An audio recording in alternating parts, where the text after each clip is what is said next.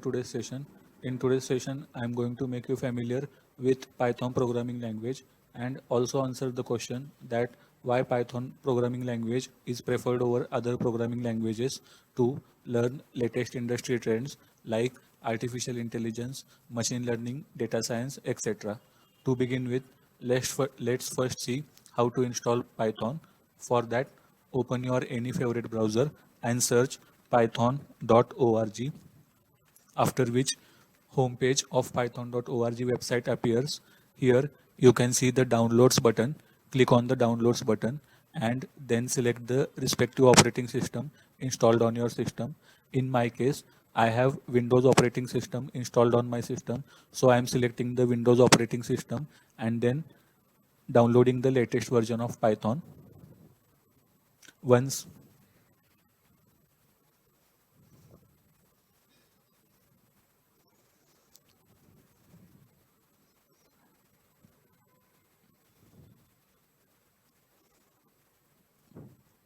Once the Python download is complete, open the File Explorer window, select Downloads option, and you can see that the downloaded Python version has been successfully downloaded. Right click on it, select Run as Administrator option, click on the Yes button, after which Python setup window gets opened. On Python setup window, at the bottom side, you can see two checkboxes. You need to check both the checkboxes. After that, there are two main options: install now and customize installation. Select the install now option and Python installation begins.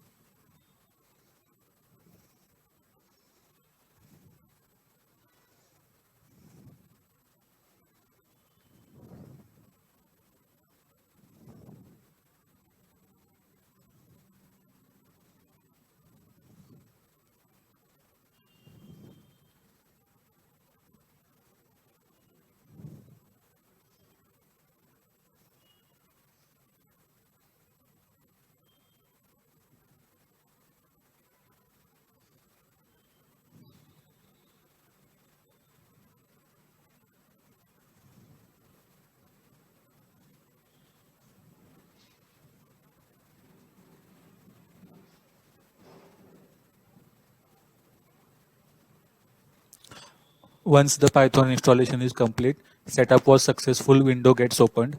Click on the close button and now whether to verify how to check. Now if you want to verify whether Python is successfully installed or not, there are two ways. First way is click on the Windows button and search IDLE editor, or the second option is open the command prompt and execute the instruction python space hyphen hyphen version. If if if the Python version installed on your system gets displayed, in that case consider that Python has been successfully installed on your system, but instead of the Python version installed on your system, Python is not recognized as an internal or external command, error message gets displayed, then consider that Python has not been successfully installed on your system. Now let's begin with the basic concepts. First concept is Now let's begin with the basic concepts. So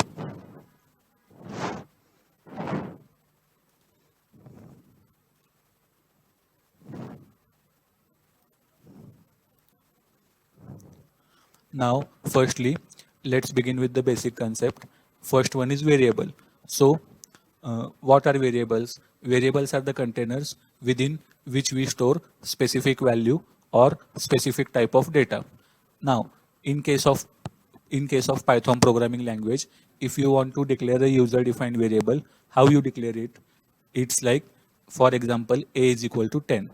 Okay, so in case of Python programming language, when you initialize a specific value or specific type of data to a user-defined variable, it means that you have declared a user defined variable and also initialized that user defined variable.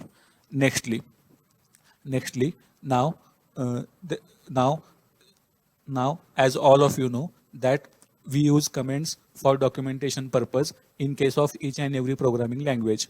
So in case of Python programming language, if you want to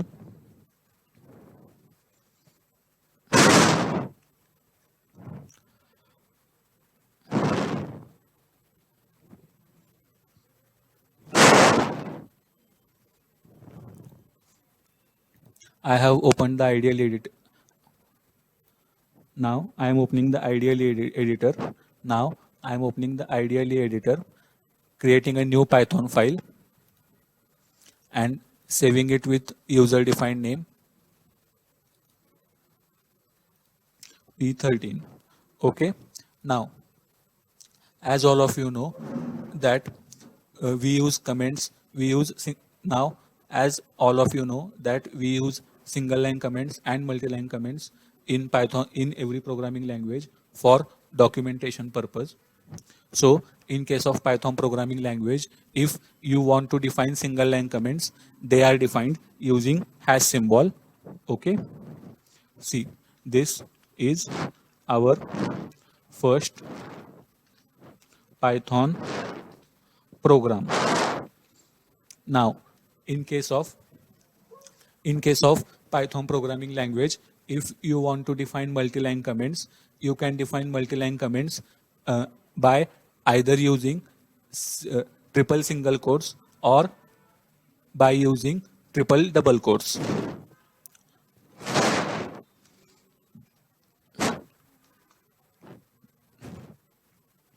As you can see,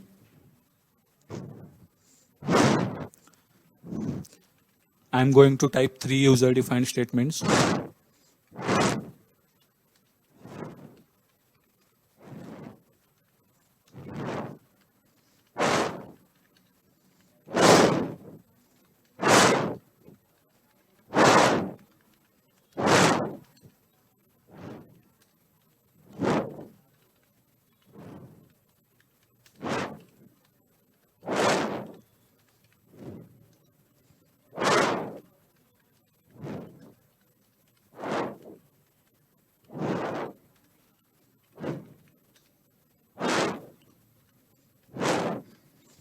So this is the way. So this is the way how you define multi-line comments in case of Python programming language. Nextly, let's begin with the first concept, that is loops. Now, as all of you know that loops are used in programming language to repeat a specific block of code. So in case of Python programming language, there are two types of loops. One is for loop, second is while loop, and everyone please note down that Python does not support do while loop. Okay, and there are three statements in case of Python programming language. Those are break, continue, and pass statement. Okay, so let me demonstrate you while loop. So let me demonstrate you while loop. For that, I'm creating a new Python file. For that, so now let me demonstrate you while loop. For that, I'm creating a new Python file and saving it with a user defined name. So I is equal to 1 while in round brackets I less than 11 colon enter print I plus equal to 1. Okay. Now, as all of you can observe that after colon, our cursor didn't get placed at the starting of the line, but it got placed from some distance of the starting of the line. And why did so happen that at the beginning of the line, at the beginning of that code line, whatever space has been created, we call it indentation. Okay, and indentation refers to the spaces at the beginning of line code. And one more important point, that in case of other programming languages, indentation is only for readability purpose, but in case of Python programming language, indentation is very important. That is, indentation is also considered. Okay, so now let me execute this Python program and show you the expected output. Now, now there is one more thing which I would like to share with all of you. That is, while loop is also known as entry control loop. Now you may ask that what is the meaning of while loop is also known as entry control loop. So let me explain it. The thing is that in case of while loop, the particular condition which you specify, if that particular condition does not get satisfied, or or if that particular condition does not return true boolean value, in that case your that particular while loop is not even going to get executed once. But if the particular condition specified there gets satisfied or returns true boolean value, in that case your while loop is going to get executed at least once. But if the particular condition specified over there does not get satisfied or returns false boolean value, in that case this while loop is not even going to get executed once. So we say that, or we so we can conclude or so we can conclude that while loop is also known as entry control loop. Okay, means what? That before the loop gets executed, condition gets checked, and if the condition is satisfied, then only the loop will get executed, or the specific block defined within the loop will get executed. But if the condition does not get satisfied, or if it returns or if the particular condition specified returns false boolean value, in that case the specific block of code specified within that loop will not get executed even once. Okay. Now, nextly, now the next point in loops concept is break statement. Okay. So for that, I am creating a new Python file. So now the next concept, now the next point in loops concept is break statement. So let me demonstrate break statement to you. So for that, I am defining a for loop, and let me specify the, so for that I am defining a for loop and printing 1 to 10 numbers using those, sorry, for that I am defining a for loop and printing 1 to 10 numbers using the for loop. Now if I don't want the sixth number to get displayed, in that case I need to specify the particular condition accordingly and define the break keyword. So now let me execute this Python program.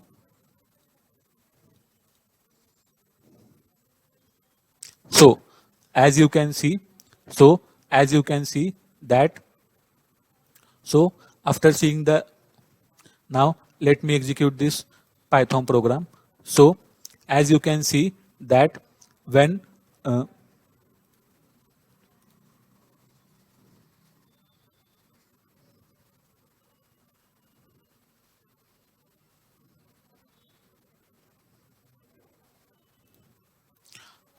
now now now as you can see that when the sixth iteration was about to get executed, because in the code we have specified the particular condition that if I is exactly equal to 6, then break. So what happened is, after the sixth iteration, or when the sixth iteration was about to get executed, or after the sixth iteration, the execution of that loop stopped.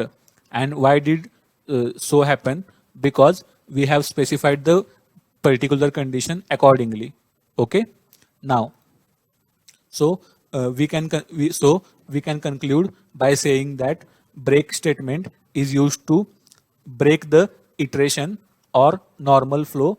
So we can conclude that. So we can conclude by saying that break statement is used to interrupt or break the normal flow of the loop. Okay. So now next point in loops is continue statement. Let me demonstrate continue statement.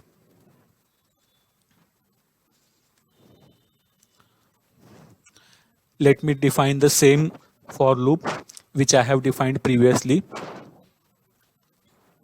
Now here the only modification I am going to do is going to define continue statement instead of break statement. So now let me first tell you that how the continue statement works. So continue statement is used to skip the current iteration while executing a loop. And now I'm going to run this Python program and let's see if the same happens. So as you can see that the for loop defined within that particular Python file.